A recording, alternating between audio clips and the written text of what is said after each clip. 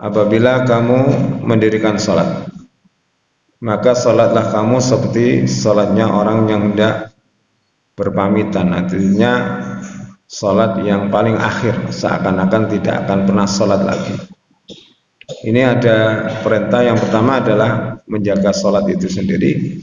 Yang kedua adalah memperbaiki sholat dengan kualitas yang sangat excellent. Ma'asyiral muslimin, perlu kita ketahui bahwa ketika orang ini hendak melakukan perjalanan jauh atau pamitan atau hendak misalkan purna tugas, pasti dia akan melaksanakan di akhir-akhir tugasnya itu, di akhir-akhir sholatnya, sholat yang terbaik, sholat yang dicatat sebagai sholat yang sangat sempurna. Maka diajarkanlah kepada kita dalam hadis ini tentang bagaimana kita harus merasakan dalam hati bahwa sholat kita hari ini adalah sholat yang terakhir.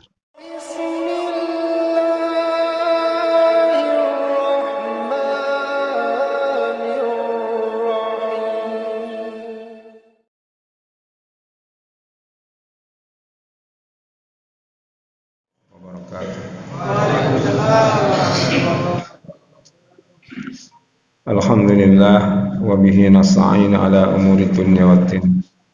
Wassalatu wassalamu ala asrafil anbiya'i wal mursalin wa ala alihi wa ashabihi ajma'in.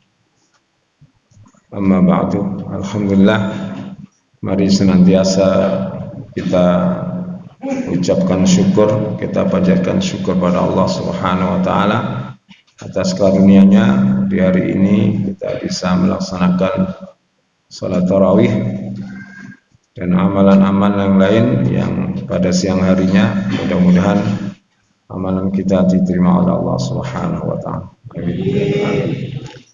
Salat salam mudah-mudahan senantiasa terlimpahkan kepada Nabi kita Muhammad sallallahu alaihi wasallam, keluarga beliau dan para sahabatnya serta pengikutnya yang baik.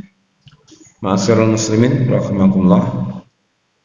Dalam satu riwayat hadis yang disampaikan oleh Imam Ahmad dan Imam Ibnu Majah dan yang lain, telah disampaikan sebuah kisah yang disampaikan oleh sahabat mulia Abu Ayyub Al-Ansari radhiyallahu anhu, bahwa ada seorang laki-laki yang menemui Nabi sallallahu alaihi wasallam.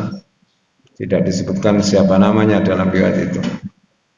Dia mengatakan, alimni wa ujiz, ya Rasulullah, ajarkanlah aku sesuatu dengan ringkas, dengan singkat, nasihat yang singkat. Lalu Nabi SAW bersabda kepada dia, idza kunta fi salatika fasalli salatal muwaddi. Apabila kamu mendirikan salat, maka salatlah kamu seperti salatnya orang yang hendak berpamitan, artinya sholat yang paling akhir, seakan-akan tidak akan pernah sholat lagi. Ini ada perintah. Yang pertama adalah menjaga sholat itu sendiri. Yang kedua adalah memperbaiki sholat dengan kualitas yang sangat excellent.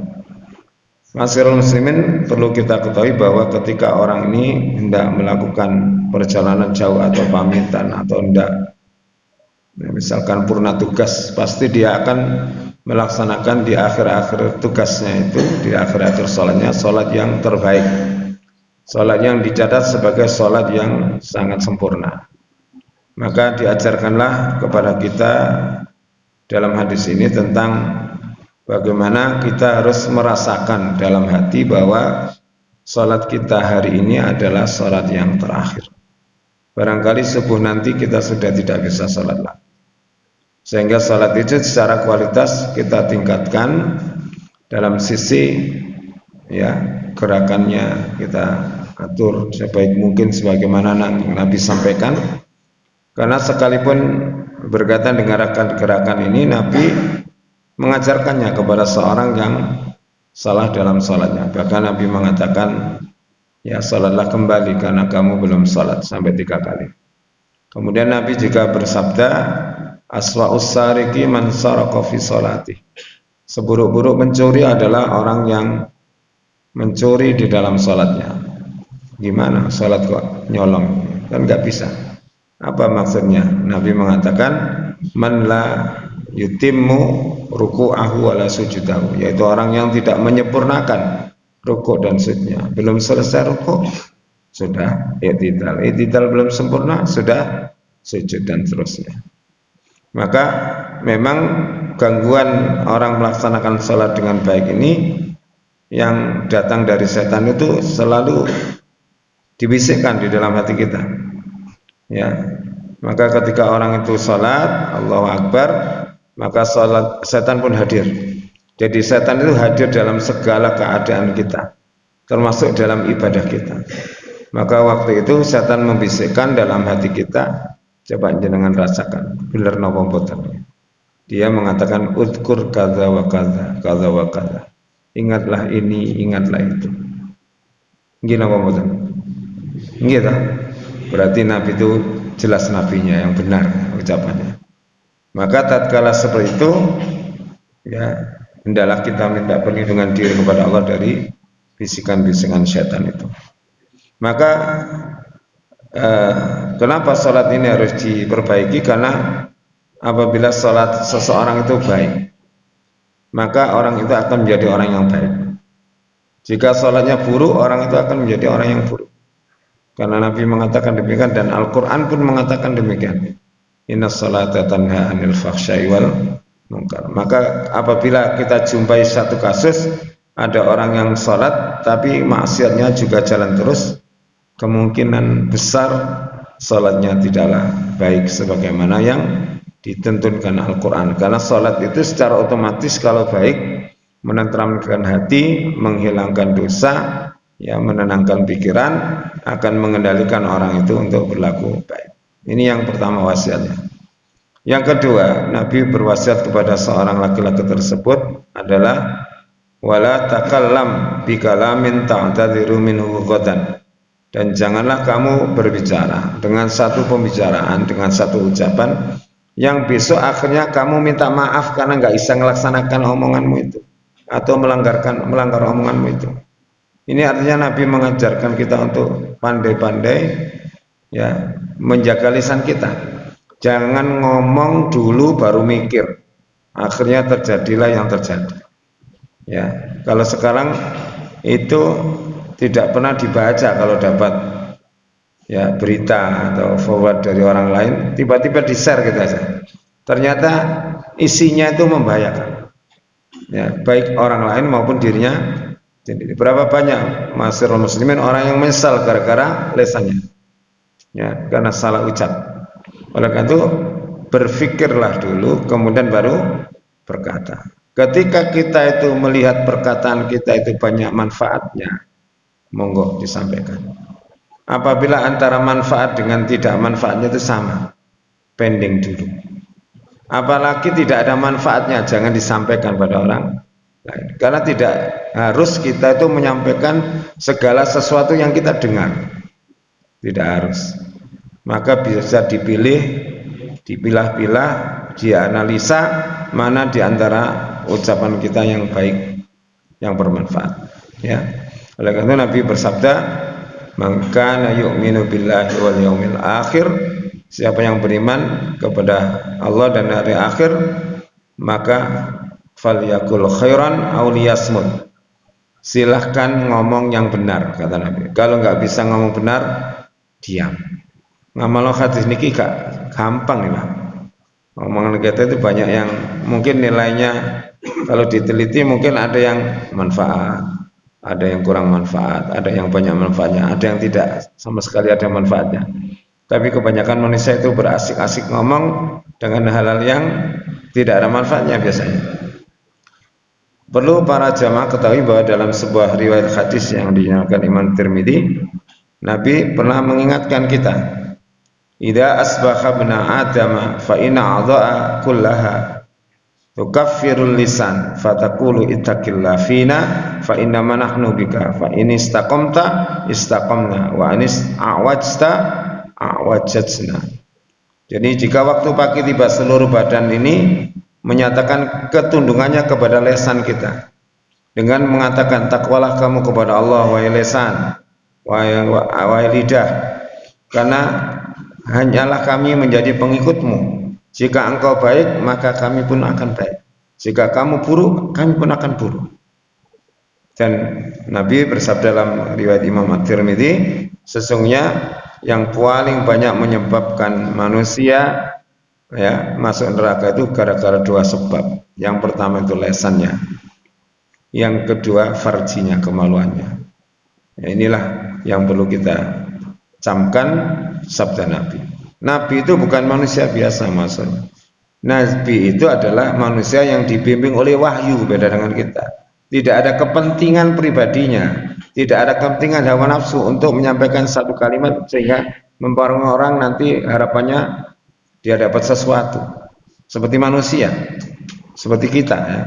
Nabi itu betul-betul menyampaikan apa yang disampaikan Allah, sehingga beliau tidak ada tendensi apa-apa kecuali beliau sangat kasihan kepada kita. Di dalam surat Taubah itu, laqad ja'akum rasulun min anfusikum azizun 'alaihi ma anittum harisun 'alaikum bil mu'minina raufur rahim. Sangat kasih Rasul.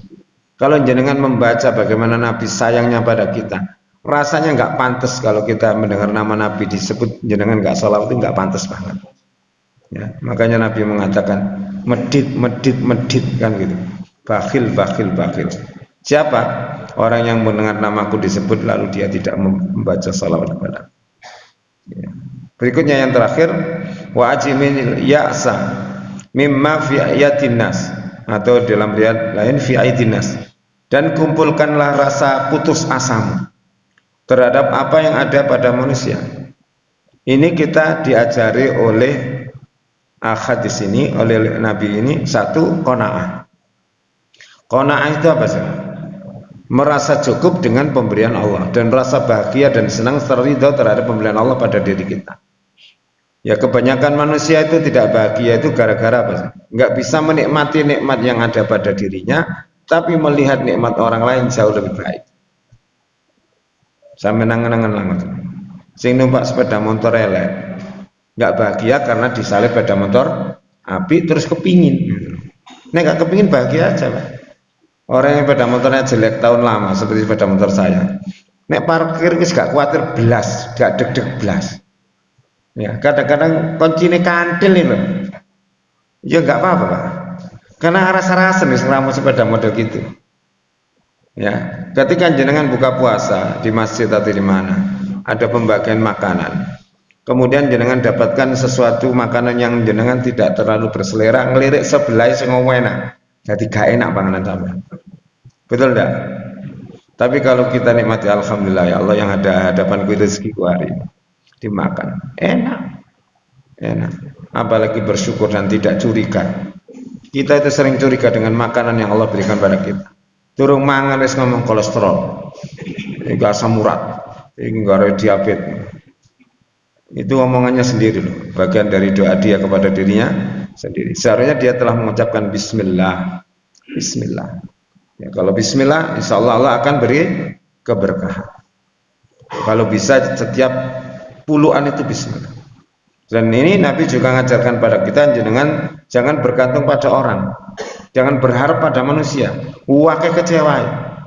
Wong berharap mbek bojone dhewe dan kecewa kok. Ya. Biyen sebelum dinikahi koyok yo aku kalau menikah sama dia ini. Oh ternyata di tengah jalan orang koyok bayangan aku ya. Cari saja wanita yang ada dalam bayangan ya. Jangan kalau kita baca Al-Quran mengatakan boleh jadi apa yang buruk bagimu. Nah, itu baik dan boleh jadi yang baik itu buruk bagimu. Manungsa ini gak roh hakikatnya. Makanya ada seorang ulama yang punya istri cerewetnya ampun, Pak. Sehingga apa? Para santrinya itu ngomong, pegatnya ya, pegatnya. Oh, coba yang kata dia, istriku ini tidak akan saya cerai. Karena dengan adanya si cerewet ini, saya semakin menjadi sabar. Dan ternyata dari anaknya wanita yang cerewet itu, Pak, lahirnya para ulama dari rahim orang itu pada cerewetnya ampun. Kenapa? Anaknya ditanya, kenapa ayahmu kok banyak melahirkan kiai-kiai ulama-ulama dari keturunannya? Karena sabarnya. suami saya, Pak, ayah saya. Makanya ada doa yang diajarkan oleh Ustadz Umar Miftah itu. Saya tidak akan ingin menghilangkan kecerewetan wanita karena sudah kodratnya, Pak. Ya, lama tuh deh. Nek gak cerewet itu gak iso ngomong anak sampean ya. Ngomong gitu ya. Maka kemudian beliau berdoa, ya Allah, berikanlah aku kesabaran di atas cerewetnya istri saya. Selesai, Pak. Selesai masalahnya. Uang sabar sampai nemen, Pak. Makanya kalau dia sedang berpidato, dengarkan dengan baik. Setelah itu jangan bilang, wis, oke, nah, selesai. Nek kuat ya, nek gak kuat akhirnya apa? Makanya hari ini puasa kita diajarkan sabar. Itu Pak ya. Ana wong nantang awak dhewe dikongkon apa? Katakanlah saya ini puasa. Awas engko nek mari maghrib. Enggak boleh kalau gitu. Kenapa kok enggak boleh? Itu hanya menunda maksiat. Waduh mek nyolong. Apa gak nyolong awan-awan engko sik golek peteng sik. Kan begitu. Maksiat tidak boleh ditunda.